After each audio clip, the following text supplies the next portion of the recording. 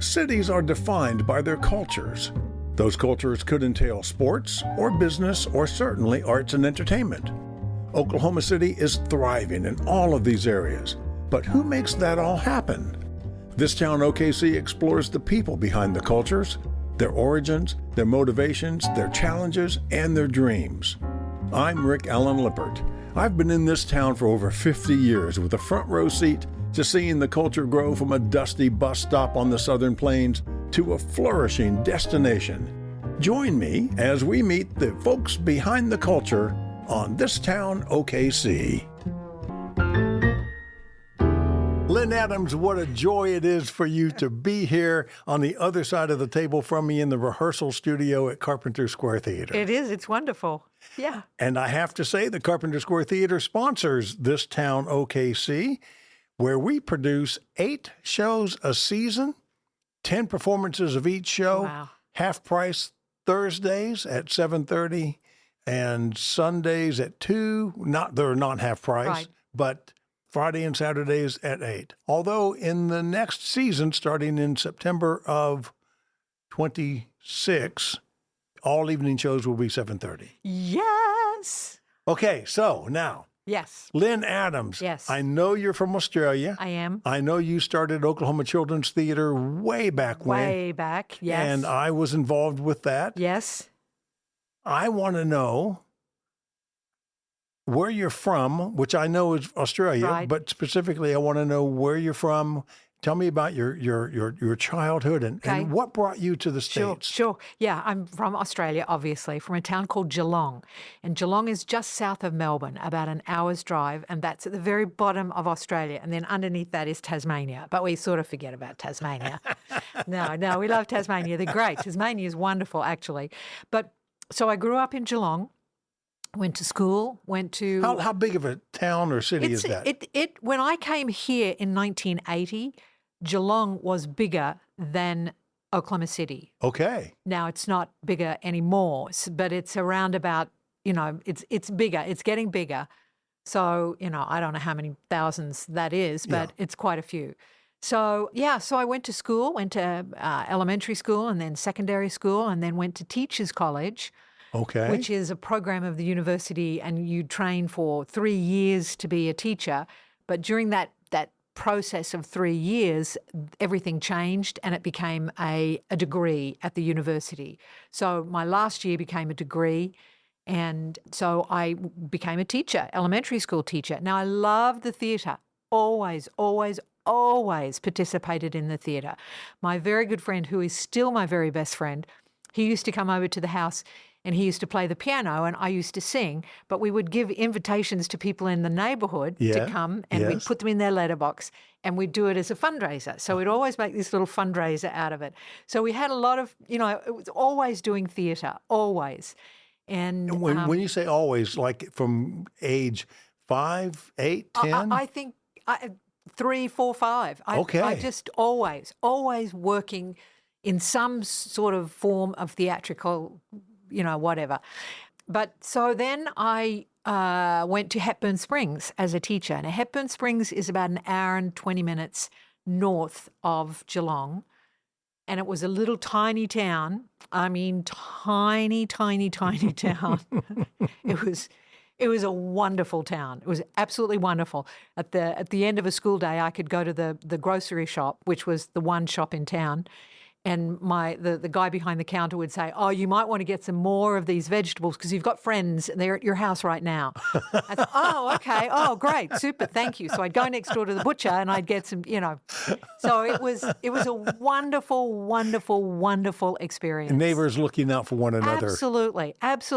At first, people were a little sort of shy of me. They were like, well, that's the teacher, so we'll sort of stand back. But then everything started changing rapidly, and everybody was my friend, and I loved it. I loved every minute. But I decided that there was something missing, and I had taken this big group of kids to Tasmania, which was quite the experience. Taking these kids, 95% of them had never either seen an real airplane, or had gone on an airplane. So it was a big deal for these kids. But I'm on the bus because it rained every day. of this trip, which was great. But anyway, so I'm sitting at the back of this bus and I'm thinking, what would I do? And I thought, I'm going to go to America. So that's when I started planning to go to America for 1 year. So just picture. Yeah. Let me picture this in my mind. Taking a load of children on a field trip to Tasmania. Yes. Convinced you to leave Australia and go to America. Basically, yes. Basically, yes. Yes. They must have been terrible kids. They were terrible. No, they were great. They were great. It was just, I was sitting at the back of the bus thinking, is this going to be my life? Yeah. And it would be, I'd get promoted, I'd do this, I'd do that, I'd become a principal. And, in my head, I had my future planned out. And I thought, this is wrong. Yeah. I can't let that happen. You didn't like where that script was going. No, I needed to do something in between. Okay, so let me back up a little bit. I understand doing shows in the living room as a youngster. Right. Do you recall the first play you ever went to, the first theater you ever attended? Oh, my gosh. The first one, my mother would take us up to Melbourne. And we would sit up in the gods of the theatre, the cheapest seats. Right. And the one that I remember the most was Alice in Wonderland. Okay. And I remember it the most because we didn't sit up in the gods. We sat down on the main floor. And Tweedledee and Tweedledum came over to me and asked me a question. Ooh. Yes. Now, I can't remember what I said, but I said something. You're right. I stood up, said something, and then I sat down. But, yeah, I remember that. And I must have been 5, 6. Okay. Yeah. Very impressionable age. My mother was a fantastic mother. I mean, she understood that we as a family needed to participate in the arts in some way. In her mind, the arts was going to a play in Melbourne at the big theatre. Mm-hmm. And so that was a really big deal for us. And then from then on, we kept going to see shows at the theatre. And then I started performing in Geelong, Garma. It was a drama society. And so I participated with them in shows and then shows at school. And then that was it. Okay. Yeah. And then when I went to college, I was in the shows. I was in Oklahoma. Woohoo! Ooh, really? Yes. I was Aunt Ella. Yes. Oh, good. Churning my wheat, my milk. Yeah. And Carousel, and we did this one show, The Plants and the Plastic Man. I mean, just weird stuff. It was fun. It was a lot of fun. Yeah, it was great. Great growing up. I haven't thought about that in such a long time. I need my kids to hear this because they would have no idea that what I'm talking about. That's part of the reason why I'm doing this. Yeah, it's cool. It's really cool. Yeah. Okay, so how long did it take you from the time you had that revelation in the back of the bus in Tasmania to go to America, to get to America? 1 year. Okay. 1 year. Now, I will say that I immediately came home and I looked at different theatre companies, and I chose 5 theatre companies. I got the application forms, filled them out, put them all in the letterbox on the very same day. And these are theatre companies in America? In America, yeah. Universities, university theatre companies. Okay. I wanted to go to a university where I could meet people and be with people and not travel around bumper to bumper. I wanted to be in a solid place where I could know the people. And were these letters seeking employment? No, seeking to be a student. Okay. Yeah, I wanted to go into the theatre department. Okay, you want to further your education. Yep. Just 1 more year, just 1 year of theatre training. Sure. And so they all came back on the same day, except for one. One came back first, and that was OU. Yeah, so it was like, okay, well, that's where I go. I go to OU. And the best part about that was that we had hosted an exchange student from Hobart, Oklahoma. Okay. 3-4 years before that. So I already I knew the words to Boom Sooner. I had somebody in Oklahoma. So and you'd performed Aunt Ella. And I had performed Aunt Ella, yeah. So Oklahoma was the place that I went to, and it was the very best. It was great. It was a great experience. I got off the plane. Lisa and Russell were there, and it was just lovely. It was really lovely. So that's how I started at OU. And I started in the theatre department, but because I was a teacher and had a degree beforehand, they said that it would take me 1 year and 1 semester to graduate with a degree in theatre, or 1 year if I did summer school, it would be 1 year. If I didn't do summer school, it would be 1 year and one semester. What did you choose? I chose to do summer school, but not necessarily to get through faster. I did all sorts of fun things. I did costume construction classes and all sorts of fun. I was going to stay. I think without actually saying I'm going to stay, I knew that I would stay. Stay in Oklahoma. In Oklahoma. And I Okay. would finish this degree and I would maybe stay longer, maybe. Yeah. But I took some graduate student classes that summer. Okay. They let me do that. And I graduated, and then I decided to stay on. They offered me an assistantship job in the mini theatre, which is where I sort of managed the theatre companies that did productions in this spot. And yeah, I directed I went backwards and forwards between doing an acting degree or a theatre history degree or a management, just management. I just went backwards, round and round and round. And I finally said, I'm not the sort of person who will travel around from place to place to place. So acting is out. I need a degree. I need training in an area that gives me experience to stay. And so that's when I just went through with my just regular theatre. So I have a master's degree in theatre.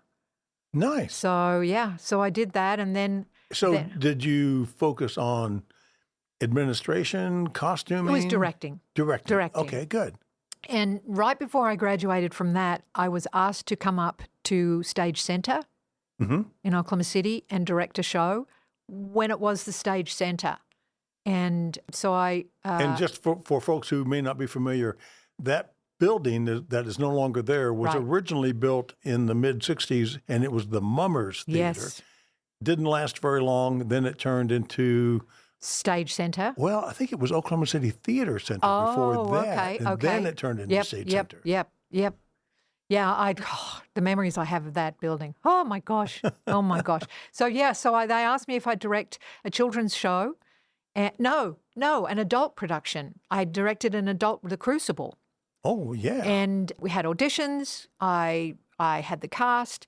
And that's when everything just went poof. And the director left, and there was no one there. I mean, there were like 3 people who worked in the building. One was the set designer, another was somebody in the costume room, and somewhere else. I don't know. But anyway, I still directed this show with very few people. But it was a great show. It was a wonderful, wonderful experience for me. And what year was this? Oh, my God. That would be 84. Okay. 84. And then they asked me to direct another show, and that was a Christmas show. So I did the Christmas Carol. And then after that, they asked me if I'd direct a children's show. And it was Aladdin. And there was no money. No money, none. Right. And well, that theater had always struggled to stay alive. Absolutely. So I directed that, and that was a great success. We got a lot of people coming, and so I kept directing shows, and they asked me to stay on and be the director in the children's theatre program. There was no adult program at this point. It was all just children's theatre. And we did that for about a year, and then they closed down. Right. And then children's theatre, make a long story short, I discussed the children's theatre moving out to the Oklahoma City Community College, and they said, yes, yahoo, let's go. And so we moved our program out there, and that's sort of how Oklahoma Children's Theatre began, because that's when we got our own 501c3. That's when Nancy Anthony joined up. From the Community Foundation? Yes, and she made a donation, and Nancy Sharrock, She joined up. I mean, it was great. It was really good. And then, sorry, go ahead. Well, I just want to pause. I want to backtrack just a little bit to add a little my own perspective. Yeah. Those last 3 years at Stage Center, I was involved in an annual summertime review called the Ollie Follies. Yes. That we did as a benefit for Stage Center. Yeah. And the irony, it was a lot of fun. It was sketch comedy. Yeah. There were singers and dancers, and I think we may have had a magician at one point. I don't know, but it was a lot of fun. And the irony was that because we were doing it in July or August or something like that, we raised enough money to pay for the air conditioning that we used to rehearse. Yeah. So we ended up not really benefiting them at all. Because the building was it was clearly put down in a time when energy was cheap. Yes. And then energy was not cheap. Right. And it just couldn't cope. Right. Yeah. Okay, so now you've moved out. You have formed Oklahoma Children's Theater. Yep. You're located at Oklahoma City Community College. Yep. And I remember visiting with you for the first time before that move because you were at Stage Center, and I think maybe I took my daughter Gabrielle to a production there. Yeah. Gabrielle, we did stuff. I can't remember what it was. I was thinking about that the other day. We did stuff with Gabrielle and her mom. Yeah. And I can't remember what it was. But anyway, we did stuff. Yeah, we did a lot of stuff. That was even before I married. Before I married her mom. Yep. Yeah. So. Yeah. Wow. Yeah. So. And that was that was really our really good first kind of meeting. Yeah. Yeah. That's interesting. Okay, so now let's go back to the community college. Yeah. What year did you move out there? 80. 85? No, 86. 86? 86, maybe 87, maybe like middle of 86. Okay. And because Molly, my daughter, was born in 1987. Okay. And she was born out there. And everybody absolutely loved her. I'm not surprised. Absolutely loved her. And she absolutely loved everybody out there. She would crawl around the campus. And I mean, I was just beside myself thinking they're going to come and kick me out because of this baby. But they were great. It was a great place back then. It was. It was so fun. It was really a fun time. And then, but we started getting bigger and bigger and bigger. And we started sort of taking over the theatre program out there in a way that we wanted to do more productions, but they wanted to do shows. A conflict with the theatre department. Yeah, and Is this when Linda McDonald was running the program? No, she wasn't running it. It was Don Shirey? Don Shirey. Okay, so Linda had already come and gone. Yeah. And now Don Shiry's running it. Okay. So, and he understood what was going on. He understood that we were growing and getting bigger and bigger. And foundations, we would do things like we would invite foundations to come in for a particular performance. And we'd have like half a dozen members of different foundations in Oklahoma. And they'd all come out and want to talk to me about stuff and what's going on here and how is this working. So that's how we then moved out to the City Arts Center. Yeah. Because they had a program at State Fair Park. Right. And it was small and they wanted to see it grow. And boy, did we do growing. Yes. Yeah. And that's when I got involved. Yes. I want to say 88, 89. It would have been 89. Okay. Yeah, 89, because that's when we moved out. And Billy, my next child, was born in 1990. So I was pregnant with him during the hottest summer camp you would ever imagine.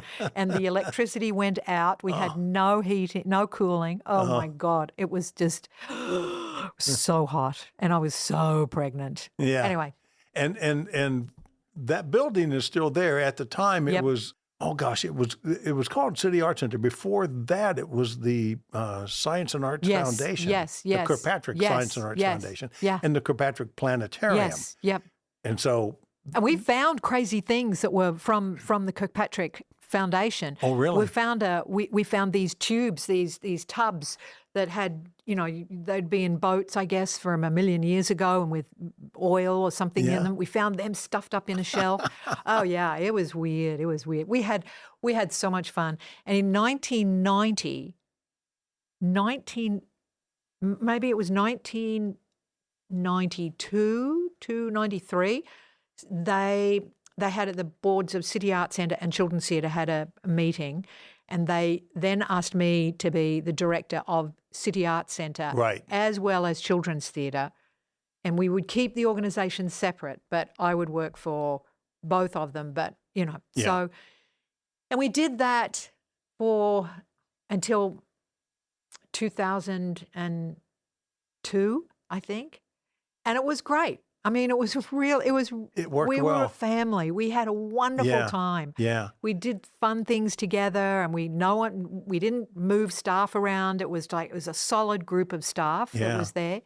And then things just we realized that Children's Theatre was losing out on the relationship between City Arts Centre and Children's Theatre. It was like kids were saying, "Oh, I'm going to City Arts Centre to see a play." Right.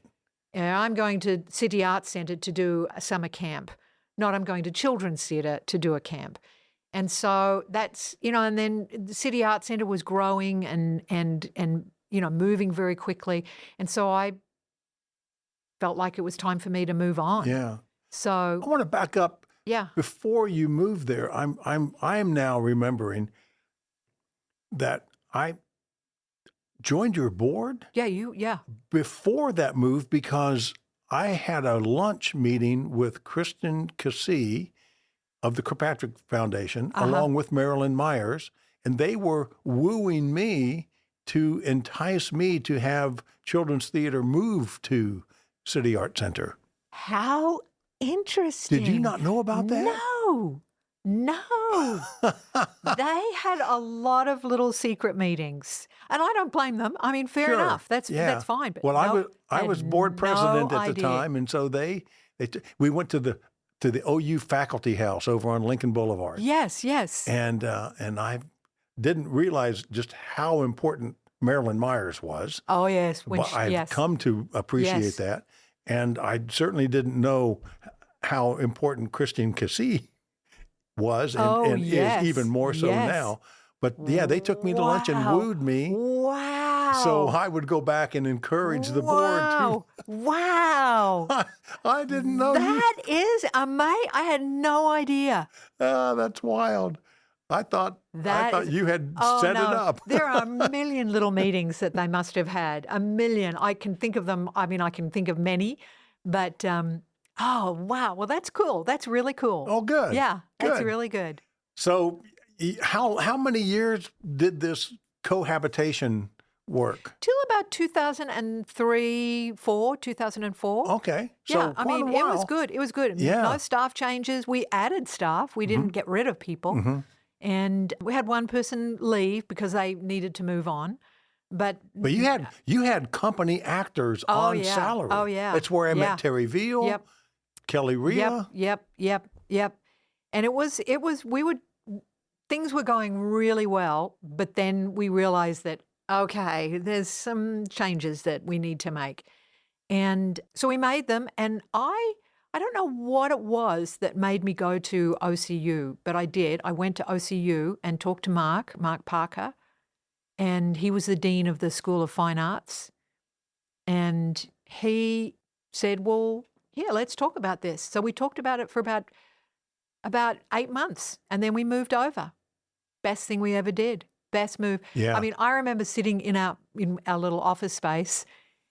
I mean, every week looking at the bank, checking out, do we have money to pay people? Do we, all this sort of stuff.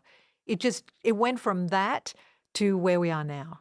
And when you made that move, did you move into that old church where they are now? When we first moved over, we moved into that building on the corner of Classen, 23rd and Blackwelder. Yeah, a little small office building. We fixed it up. We did some, repairs to it, fixed it up, and made it. Where did you perform? In the theatre, in the theatre across the Berg Theatre. Okay. Yeah. And then when we moved into the church, we had the church as a space to do performances, and then we also could do performances in the theatre. Okay. So it worked. Every part of it has worked really well. And I can say without breaking it down, we have been a very popular addition to OCU's status. Good. I mean, they love us. Good. The departments love us. They're wonderful people. You know, we've always been on our very best behavior with them, but you know, never stopping to worry about, do we need to ask this question? We always ask the questions. We always talk to them about what we're doing and how's it going and does it work for you?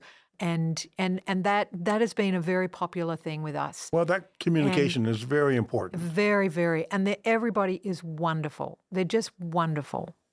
So. Any favorite productions that you've done? Oh, my God. Oh. Oh, please say Under the Christmas Tree. Under the Christmas Tree. Well, we did that at City Arts. Yeah. I was on the board. Yeah. I was board president. And I remember you commissioned me. You approached me and said, I'd like you to write a play for us. Yeah. I was just starting to try my hand at playwriting. Yeah. And you gave me the title and the premise. Yeah. The title was Under the Christmas Tree, and the premise was the toys are under the Christmas tree, and it's that magical hour after Santa has dropped them off and before the little girl wakes up. Yeah. Go. And I will tell you, and it was wonderful. I will tell you that I was taking some playwriting classes at UCO, graduate classes, and I turned in the first draft to my professor, visiting our artist in residence, and he read it, and we had one-on-one meetings once a week. Yeah. And I sat down, and his first comment was, "You don't like children, do you?" Well, there was a lot of fighting in that. There was. But it was fun. It was fun. I loved it. You know, the premise was that the quote Barbie doll had been cursed by a witch. Yes. And so her task was to breathe the joy of life out of the little girl, which I named Patty after a cousin of mine. Yeah. And then the soldier, the G.I. Joe guy, I named Tommy Trooper, he took it upon himself he had to kiss her to break the curse. Right. But he didn't like kissing. Well, you probably don't know this, but or maybe you do. I don't know. I don't. But we had this lady come in after seeing the show, and she was trembling with rage. She was so angry. Because I made the soldier a bumbling idiot. Yes, I did know that. We were fighting the war in Iraq at that time, and she was so angry. Oh, my God. Yeah. Anyway, yeah, I just thought you that had was told me about that. Yeah, that was pretty funny. Thought, well, you know, it happens. It happens. It happens. It still happens. Yeah. People still think, oh, you know, they shouldn't have done that. But too bad. Somebody has to be a fool. That's right. That's right. Yeah. Somebody has to play the card. Yeah. So anyway. Yeah. Besides my play, have you had any other plays that have lived up to that? Oh, gosh. I don't know. I don't know if any play that would live up to that. Pick your favorite child. There is some. I've got some. The one that I like that I like a lot is Bar Humbug. I like Bar Humbug. I just like that story. Yeah. The kids love it. I love it. It's fun. There's the show that they're doing right now is Don't Let the Pigeon Drive the Bus. Is so good. It's really, really good. It's a musical, and it's so good. It is just a really great show. Now, are you able to tap into the OCU musical theater students for something like that? Yeah, well, we open up for auditions. So, I mean, if they're a musical theater student, come over, fine. But the kids in this show are all theater students. None of them are musical theater students. Okay. And they are so amazing. It is such a great show. Good. It's wonderful. So I'm just very, Austin is wonderful. This is Kolosaki, the executive director? Yeah. He is wonderful. He's really wonderful. and the staff are doing a great job. It's just really exciting to watch from afar, what they're doing. Every now and then they'll need a question answered or something, so they'll call me or they'll say, "Do you want to come see this show? Let me get you tickets," and that's great. I always let them do that. I don't ever just sort of walk in and say, "Oh, I want to see this show." Yeah. Yeah. So it's been good. It's been an interesting transition, and it's been really good. So what year did you retire? I retired in December of 2022. Oh, really? That long ago? Mm-hmm. Okay. Yeah. 2023 was really busy. I went to Australia 2 times. My sister came over and we went to California. Sam and I went up to New York we just did so much. Mm-hmm. Yeah, catching up. Catching up. Yeah. Yeah. Yeah. So because of all the, everything. a life in the theater, Yeah. you're always in production. Exactly. Always in production. That's your friends. That's who you know. That's who you meet with. It's like everyone's issued the T-shirt that says, "I'm sorry, I can't. I'm in rehearsal." Yes. Yes. And it's been an interesting transition from working 6 days a week, 7 days a week, to not working. Right. But it's working out just fine. Yeah. So a lot of traveling after you retired. Yes. And then I got word through the grapevine that you were interested in joining the board at Carpenter Square Theater. And here you are. And here I am. Yeah. I'm so excited. I am too. I'm really excited. Really, really happy working with Kevin and working on This is Kevin Welfare. Yes. You two are going to be chairing our Best in 10 annual fundraiser. Yep. And we're not going to be. We are. Well, yeah, that's are. right. Yeah, that's right. It's going to be great. It's going to Do be you great. see yourself directing shows for Carpenter? If it's the right show, I'd be happy to do it. If it's the right show, if the timing it works out well, if the season, doesn't interrupt my travels, my travels. No, that's the problem because my travels are weird. They're in they're in March, April, February, March, April, because those are the bad times for Australia. They're not busy. So they're the good times money-wise, and the weather's still nice. And then there's September, October, November. Those are good times for me because, again, the weather's really nice. Mm-hmm. And every now and then, if I have to be there, I can go in the middle of our summer here, which is their winter, which is awful. So, it's like 3 times in a year that would make a problem for me. But it always works out. And you're a grandmother now? I am. How many? I am. 2. I have 2. These are Molly's children. Molly's children. They're absolutely delightful. They are wonderful, delightful children. I spend a lot of time with them. What kind of activities do you take them on? Oh, my God. I know it changes from year to year. As they grow. I pretty much have a membership to everything you can have a membership to in Oklahoma City. So really I like to give them something to do that makes them feel like they're part of this community. We just really want them to understand their community, that they belong. Good. That they have a sense of pride. There's a lot more out there beyond the house. That's exactly right. What haven't I touched on? Well, you haven't touched on how much I adore my children. How much do you adore your children? I adore my children 100 times, 100 million times. Molly and Billy. Yeah, Molly and Billy. And now they're partners. Billy's married Riley and Molly's married Sean. So I just love their partners. Good. And I'm just so happy for them. And Molly is now... She's a program director. At Oklahoma Children's Theater. Yeah. And she was literally raised in that theater. She was. She would stand. She had her cot in the light booth, and she would stand up when she'd wake up and watch the show. She was just the sweetest thing. Yeah.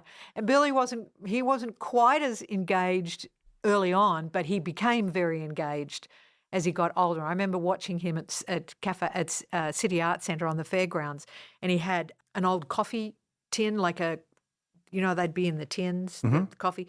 And he was sitting there doing the drums during the show with Jaruba, because Oh, Jaruba yeah, was yeah. on stage Yeah. doing drums, and Billy was doing the drums. Yeah. I mean, just all those sorts of things. You you remember those times. I remember him in Godspell. I think he Oh, played yeah. Jesus Yeah. in Godspell. Yeah. Who knew Jesus could sing? And it's funny because he can sing. He's got great, an ear for the right tune. He's What really does good. he do now?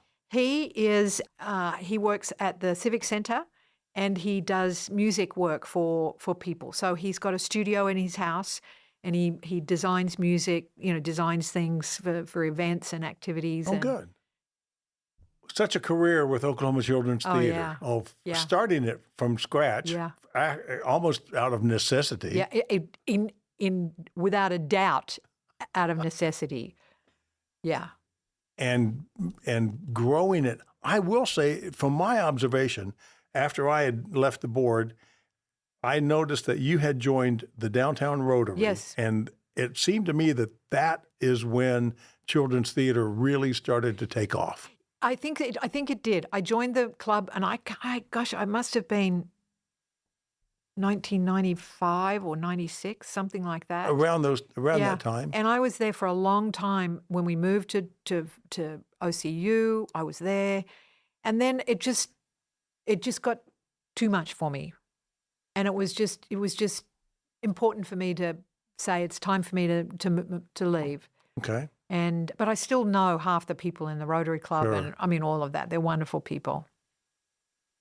Lyn Adams, thank you so much you're for so this welcome. sit-down This is welcome. chat. Yeah, you're welcome. I've got to get a copy of this for my kids so they at least know something about their mother. It will be on all the major podcast platforms. Okay. They should be able to download it. You could go to my Substack and subscribe for no charge, and then be notified whenever I put a new one up. Oh, that's what I'll do. Yeah. That's what Substack. Substack.